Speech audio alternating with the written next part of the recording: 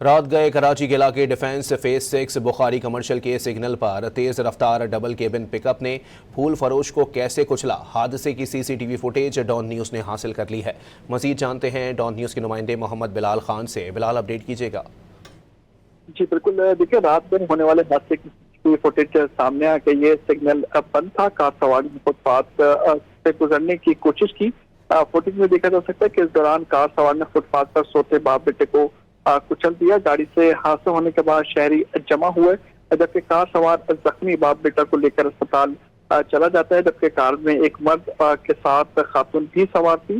Police हुकाम की जानिब से बताया गया है कि कार सवार ने दोनों जख्मियों को काला पुल के करीब निजी अस्पताल मुंतकिल किया, जहाँ वहाँ फल फरोश की शनाख्त खादिम के नाम से हुई है, जबकि फल फरोश की मौत की खबर मिलने के बाद कार सवार अस्पताल के बाहर से फरार हो गया।